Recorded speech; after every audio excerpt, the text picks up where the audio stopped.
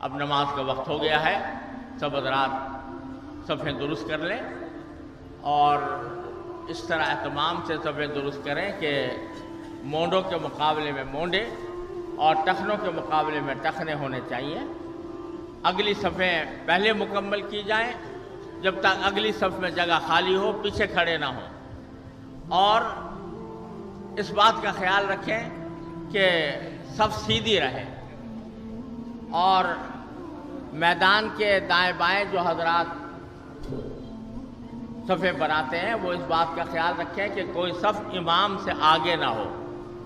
امام سے آگے ہوگی تو نماز نہیں ہوگی، اور اس بات کا خیال رکھا جائے کہ صفوں کے درمیان کوئی خالی جگہ باقی نہ رہے، اچھی طرح مل مل کر کھڑے ہوں، اہتمام کے ساتھ آنے والوں کو جگہ دے دی جائے،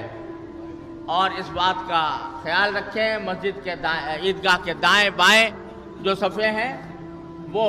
ان میں سے کوئی بھی صف امام سے آگے نہ ہو۔ نماز عید کا طریقہ یہ ہے کہ 2 رکعتیں ادا ہوں گی، عام رکعتوں کی طرح 2 رکعتیں ہیں، صرف اتنا فرق ہے کہ 3 تکبیریں پہلی رکعت میں زیادہ ہوں گی اور 3 تکبیریں دوسری رکعت میں۔ پہلی رکعت میں 3 تکبیریں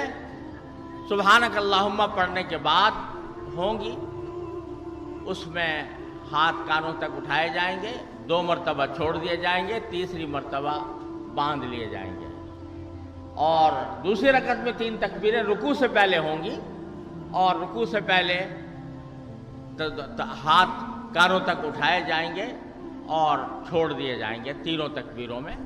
چوتھی تکبیر جب امام کہے گا تو ہاتھ اٹھائے بغیر رکوع کے اندر چلے جائیں گے۔ یہ نماز عید کا طریقہ ہے۔ اب اللہ کے نام پر ہم نماز شروع کرتے ہیں۔